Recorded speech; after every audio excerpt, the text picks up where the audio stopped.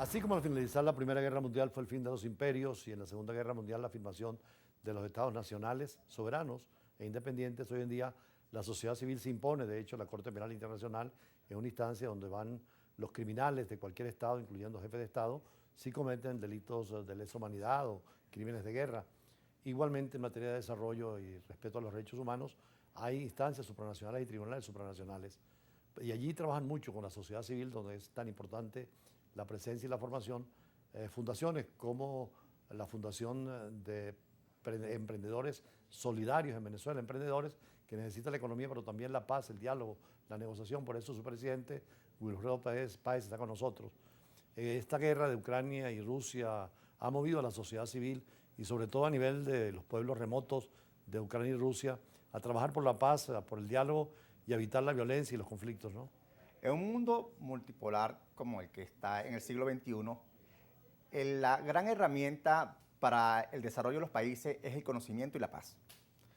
Lo que sucede hoy en día en Europa es el reflejo de lo que se pensaba que podía suceder en cualquier parte del mundo. Hay grandes expertos que dicen que la democracia en este momento está mancillada, que está muy débil en todo el contexto global. Pero hay muchas organizaciones, desde el primer momento que estalló la crisis en Ucrania, que se sabía que ya estaba decantado, que iba a suceder, muchas organizaciones en pro de los derechos humanos han participado en presionar a las grandes organizaciones del mundo para que la paz sea lo más recurrente para solucionar la crisis. Es tanto así que se pensó en una tercera guerra mundial y las grandes potencias han apostado más por el tema de la diplomacia, el tema de la negociación, el tema de promover acuerdos. Todavía el presidente Zelensky, a pesar de todo lo que ha sufrido su país, sigue apostando por el tema de la negociación porque es lo recurrente. Les vuelvo a insistir, en las sociedades modernas, en el mundo, global, el conocimiento y la paz es una de las grandes estrategias. Naciones Unidas la promueve y todas las organizaciones internacionales la promueven en el mundo. Ustedes son organizaciones no gubernamentales, es decir, no siguen líneas políticas ni ideológicas ni de gobiernos en particular. Esas organizaciones no gubernamentales, que son muchas en Venezuela, entre ellas la suya, ¿qué hacen para esa formación en el espíritu de diálogo y negociación? A nosotros nos dicen el tercer sector, a nivel de los que son los ONG. Nosotros nacemos por necesidades perentorias de la misma sociedad. Al hablar de cuántas hay en el país, somos miles. Se ha multiplicado en los últimos 10 años con el tema de la crisis venezolana, el tema de crisis política, crisis social y crisis económica. Pero en el caso de la región centro-occidental, donde nosotros hacemos vida, la asociatividad en pro de los ciudadanos es muy fuerte.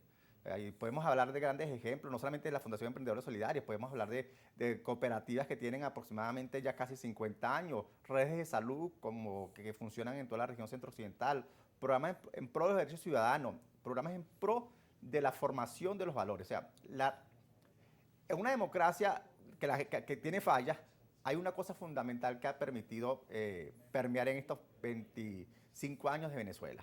Hay una sociedad civil fuerte que sigue apostando para reconstruir el país. En eso andamos nosotros, promoviendo procesos de reconstrucción nacional a través de mecanismos que la misma sociedad premia. Por ejemplo, pues nosotros trabajamos en el tema de la vulnerabilidad de la mujer, trabajamos en el programa de los emprendimientos, en el tema de la reconstrucción nacional, porque que hay grandes organizaciones en el país que la desarrollan, que por lo menos el Centro Gumilla desarrolla un programa que se llama Reconstrucción del Tejido Social.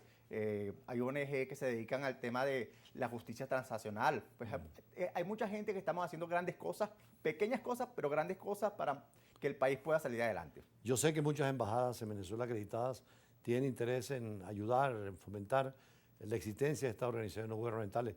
Usted precisamente me decía que venía la Embajada de Alemania. ¿Cómo le recibió la Embajada de Alemania con esas iniciativas de emprendimiento?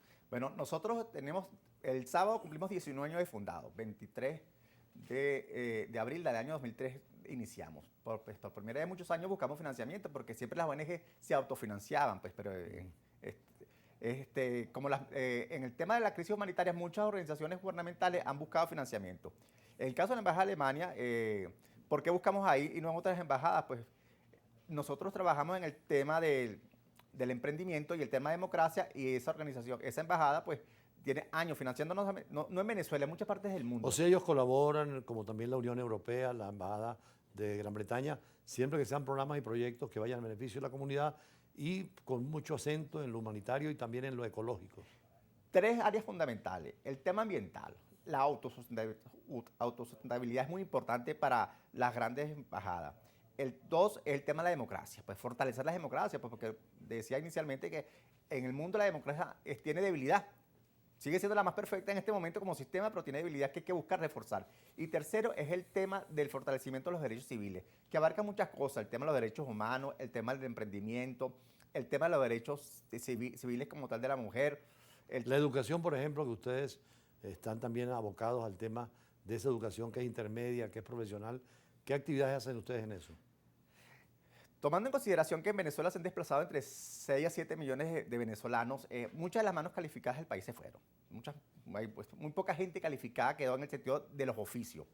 Y en vista que las grandes organizaciones estaban quedando vacías por no tener mano calificada, pues no solamente emprendedores solidarios, muchas ONG nos hemos dedicado a formar en el tema del emprendimiento. Nosotros apostamos por aquellos oficios que son necesarios, que son cortos en educar y que pueden garantizar por lo menos que el ciudadano común lleve el sustento a su vivienda. Oficios como el área de electricidad, oficios como el área de panadería, oficios como el área de electrónica, oficios como el área de customizado de ropa, que aquí en Venezuela ahora se repara mucho la ropa. Hay muchos oficios que nosotros enseñamos, pero también estamos trabajando con el tema de la sostenibilidad, estamos trabajando también con la energía del sol, pues la energía solar. Estamos dictando cursos en esas áreas porque la sociedad, tenemos un programa en este momento con una ONG en el estado de Yaracuy, en la parroquia Bolívar, donde estamos empoderando al agricultor a sembrar sin dañar y talar, para que sea sostenible y pueda ser rentable el negocio de la siembra. Pues. Ahora, muchas de estas ONG son de carácter internacional, es decir, o tienen vínculos con otras organizaciones similares o son subsidiarias a organismos internacionales u organizaciones internacionales. Hay grandes ONG que están haciendo vida en Venezuela, que están apoyando el tema de la crisis humanitaria compleja que vivimos. Pero también hay ONG como la nuestra que nació en una zona rural del municipio Torres y que hoy en día abarca 3 estados, Lara, Yaracuy y Portuguesa. Hay ONG que nacieron por problemas de alimentación como Mapani Venezuela, que hoy en día atiende aproximadamente a 7.000 niños a nivel de país. O sea, hay muchos tipos de ONG que están empoderando, que están fortaleciendo el tejido social de Venezuela para el proceso de crecimiento. ¿Cómo es la parte legal de las ONG? ¿Tienen su estatuto y tienen también alguna inscripción ante un organismo gubernamental? Todo lo que el tercer sector normalmente nace como una necesidad de uno o dos factores. Pero lo que se recomienda siempre es legalizarse. ¿Dónde se a través del Código Civil en los registros subalternos de cada ciudad. Pues hay que pasar por un proceso que, por cierto, no es un tema fácil en este momento. Cuando nosotros nos registramos hace ya 19 años, lo hicimos y duramos aproximadamente 3 o 4 meses para el proceso de protocolización del documento. Hoy en día es más cuesta arriba porque se tiene limitaciones desde el punto de vista jurídico. Pero hay que hacerlo, hay que crear la normativa legal, hay que registrarse ante las instancias jurídicas y de impuestos, pues porque aunque no generamos riqueza, pues hay que registrarnos ante el CENIA para que el CENIA nos entregue las planillas de que como no somos contribuyentes. Y hay que seguir toda la normativa legal, porque como educamos, promovemos y empoderamos, el Estado tiene que saber cuál es la regulación de nosotros dentro de la sociedad. Bueno, muchísimas gracias a Wilfredo Páez, presidente de la Fundación dedicada a la promoción y al emprendimiento y sobre todo al tema educativo que es tan importante. Así que estaremos pendientes de las realizaciones y sobre todo las visitas que van a hacer a otras embajadas, porque me dice que tienen compromiso con otras misiones diplomáticas que están también dispuestas a ayudar, a colaborar, y es parte de lo que es la diplomacia humanitaria en el mundo de hoy. Vamos a un corte y seguimos con otros invitados en la tarde de hoy.